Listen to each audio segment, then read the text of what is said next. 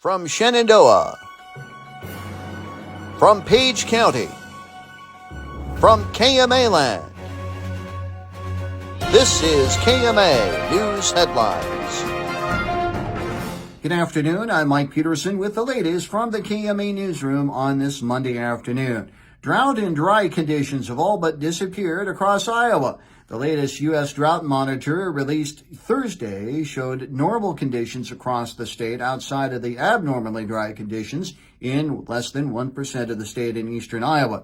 A stark contrast to a year ago when 100% of the state was experiencing some level of drought or abnormally dry conditions. Tim Hall is the Iowa DNR's Hydrology Resources Coordinator. Hall says the improved conditions are partly due to June's statewide rainfall average of 5.22 inches, which he says is around the average for what is typically the wettest month of the year. A suspect is in custody following an altercation in Red Oak. Red Oak police say 38-year-old Anthony Charles Wasson of Red Oak was arrested this afternoon for domestic abuse assault, second offense. The arrest took place in the 200 block of East Knuckle Street shortly after 1 p.m. Wasson is being held in the Montgomery County Jail without bond. An Omaha man was killed in a single vehicle crash in Pottawatomie County Sunday morning. The Iowa State Patrol says the accident occurred on eastbound Interstate 80 at mile marker 9 shortly after 11:20 a.m.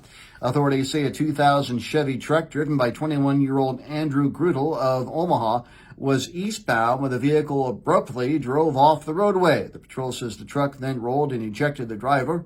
Grudel was taken by ambulance to Mercy Hospital, where he was pronounced dead. The patrol says Grudel was not wearing a seatbelt at the time of the accident. The Pottawatomie County Sheriff's Office assisted the patrol at the scene. U.S. Senator Chuck Grassley is among lawmakers frustrated by the recent decision to push back the date for finalizing biofuel blending volumes. The Environmental Protection Agency recently announced it expects to finalize the renewable volume obligations, or RVOs, for 2026 through 2028 late next year. During a recent call with ag reporters, Grassley expressed frustration over the agency's delayed action as producers anticipated final RVOs this November. Preliminary proposed RVOs for 2026 and beyond could come in March of next year. A final rule isn't expected until December 2025.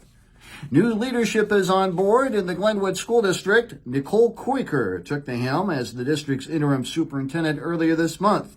Koiker comes to Glenwood from the Cedar Rapids School District, where she served as deputy superintendent as well as administrator at Roosevelt Middle School from 2020 until June 30th. Prior to her time in Cedar Rapids, she was superintendent and chief executive officer in the Ottumwa School District. She was a guest on KMA's Morning Line program this morning and said she considered Glenwood a destination district. And Essex Labor Day celebration is honoring a couple working behind the scenes this year. Members of the Essex Community Club selected Bill and Nancy York as the celebration's 2024 Grand Marshals. The Beat Goes On is the theme of this year's celebration.